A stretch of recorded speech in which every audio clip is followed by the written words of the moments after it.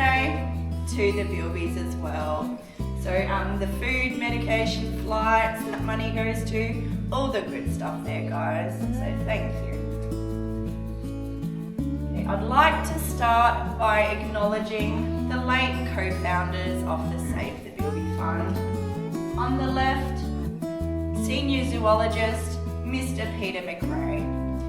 Peter, he worked for Queensland's Department of Environment and Science for over 30 years, often alone in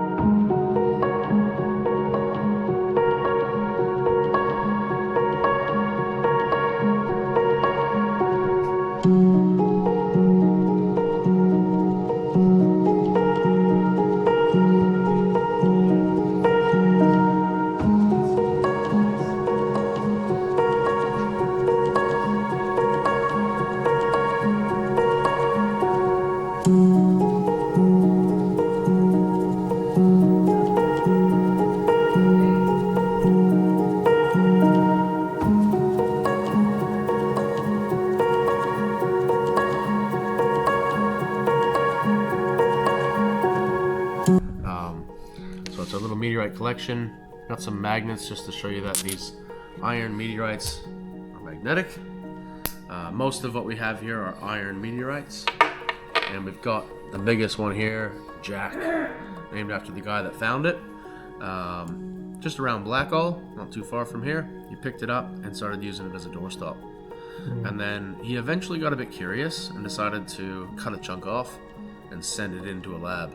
So he tried cutting into it with his grinders and his saw blades and couldn't really get through. So he sent the whole rock in. They analyzed it, they valued it. Turns out it's about 95% iron, almost 5% nickel, a little bit of other stuff. That's heavy. Yeah, very heavy, very dense. The iron in there is more dense than iron we make on Earth. Okay. And they valued that at around maybe $10,000-$15,000. So it's quite the valuable rock. And he got it back home, and he just kept using it as a doorstop. Eventually, Jack passed away, and in his will, he donated it to us at the Cosmos Center. Okay. So we're pretty lucky to have this. Now, next up is this guy here. If you look closely, they're basically look the same. And that's probably, not confirmed, but I would say they're a piece of the same rock that came down probably around the same time and broke apart. One reason that we think that as well is because this was found in Charleville. So it's probably breaking up through the atmosphere and landed in two different spots. Cool thing about this one is if you look closely here, it looks as though it's been shaved down, potentially as a cutting tool. As far as I've been told, that was a common way of holding cutting tools between your knuckles or something. Okay. And seems legit to me. Yeah. So yeah. Next up, I'm not sure the origins of this meteorite. Yes.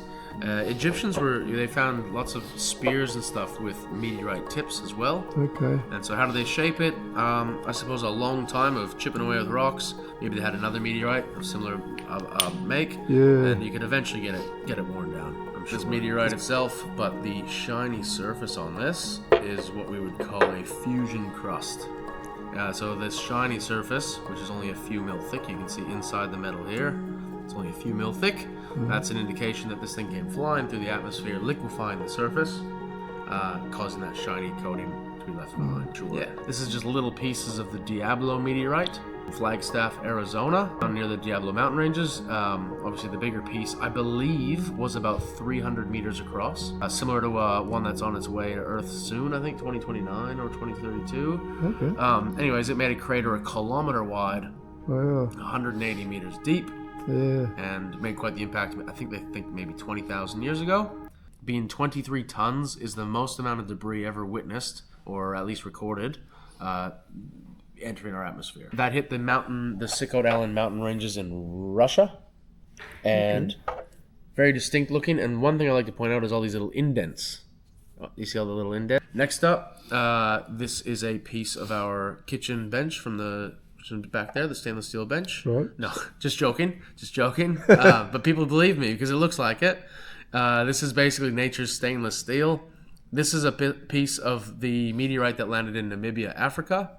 Yeah. They've laser sliced it into pieces so that you can see inside the metal itself. Okay. And obviously to share around. Because one thing here, the camera might not be able to pick it up. There's light scratches, but there's a fine grid-like pattern throughout the entire meteorite. Okay. See if you can see it yourself.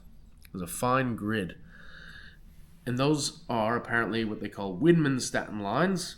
And it's nickel and iron atoms that have aligned themselves in that way due to this rock cooling down at a very slow rate, down at 1 degree every million years, for that iron and nickel atoms to align in this like lattice shape. Okay. I haven't looked too much further into it than that, but this indicates if you have those lines in a meteorite, it's billions of years old and most definitely didn't form on Earth. A stony meteorite, they call it. And you'll notice it's not very dense, not heavy.